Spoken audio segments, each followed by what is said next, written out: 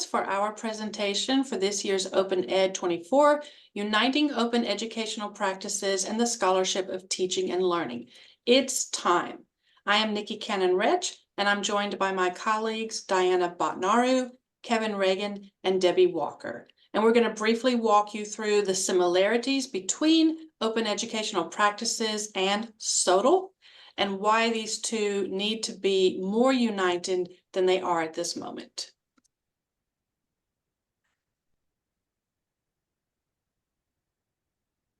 The Scholarship of Teaching and Learning, or SoTL for short, was popularized by Boyer in his 1990 book, Scholarship Reconsidered: Priorities of a Professoriate, which broadened the traditional definition of scholarship beyond research to include teaching and service. Boyer argued that teaching should be approached with the same rigor and scholarly inquiry as research, promoting a culture of reflective teaching. In 2013, Peter Felton published his seminal work on practices of good SoTL that can serve as a heuristic for assessing SoTL work while honoring the diversity of SoTL across the globe.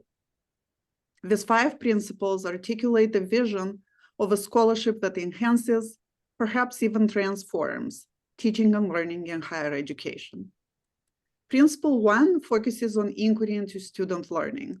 It usually focuses on students and examines knowledge, skills, attitudes, and habits about learning. However, it can also include explorations of how teaching and teachers influence student learning. Principle number 2, grounded in context. Scholarship of any type builds on what is known, using relevant theory and prior research to establish a firm foundation for inquiry. For SoTL, attention to context also requires sensitivity to the location and dynamics of the inquiry, since all SoTL is rooted in particular classroom, disciplinary, institutional, and cultural contexts. Principle number 3, methodologically sound. SoTL recognizes disciplinary styles, which means that different disciplines use different questions and distinct ways of collecting and analyzing evidence of student learning. At the same time, social science research methods became particularly influential in SoTL. Regardless of the methods employed, good practice in SoTL requires the intentional and rigorous application of research tools that connect the question at the heart of inquiry to student learning. Principle number 4, students as partners. Partnering with students in inquiry is becoming a more widely recognized component of effective SoTL. Engaging students as partners has numerous benefits, as students can help faculty anticipate how their peers might respond to interviews, surveys, or focus group questions, but they can also provide contextual cues about learning environments beyond the classroom. Finally, appropriately public. Because SoTL inquiry typically is iterative and highly contextual, the most appropriate ways to go public should capture and reflect the evolving nature of this form of research. Good practice in SoTL requires that both the process and the products of inquiry are public so that colleagues can critique, use, and then build on this work. So just as open educational resources can transcend academic disciplines, so too does and can SoTL, which helps the field facilitate inclusivity. SoTL welcomes scholars from all academic disciplines. Additionally, SoTL welcomes various research methods by that same token. Whether you're more familiar with the arts and humanities research methods or qualitative and quantitative research methods, SoTL has a spot and place for you. And finally, SoTL is inclusive in that it advances social justice. We know that there are systemic societal barriers that prevent students from being successful in the classroom. And what's awesome about SoTL is that it works to create a classroom where success is equitable, aka every student has an equal opportunity to succeed. Most of you here at this conference are probably aware of the OER definition that we default to, and that is according to the United Nations. Educational, Scientific, and Cultural Organization, or UNESCO, OER, or any type of educational materials that are in the public domain are introduced with an open license, usually one of the CC license in the United States especially.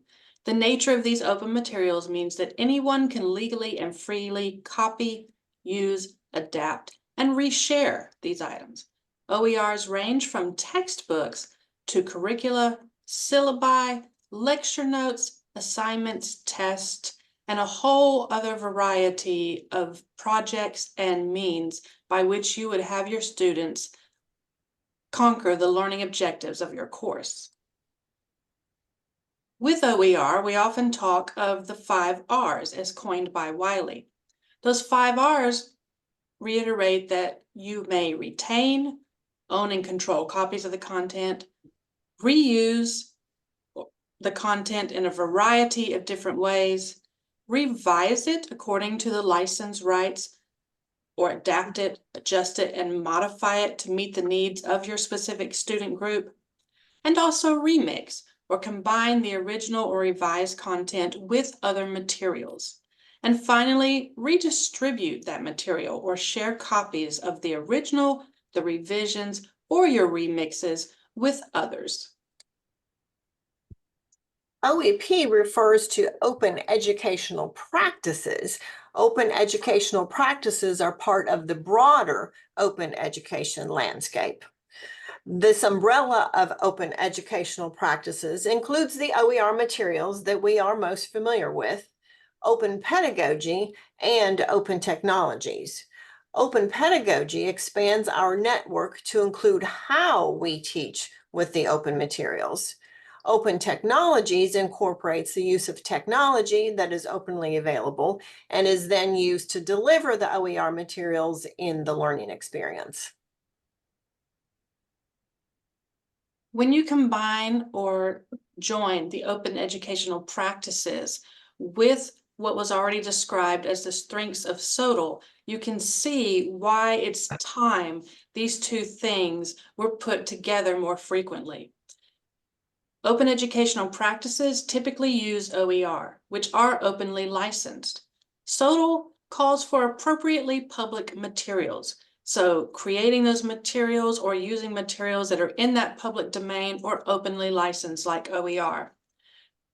Open educational practices advocates for inclusivity. SoTL should be grounded in social, cultural, and geographical context, and also inclusive of all of these things to help the learning environment and needs of your students. Open educational practices advocates for open pedagogy, where students are creators and not simply consumers. And as stated, SoTL now specifically states that students should be seen as partners and creators of knowledge, not simply consumers. And open educational practices makes use of the 5 R's that we just discussed. SoTL looks at the knowledge, skills, attitudes, and habits connected to student learning.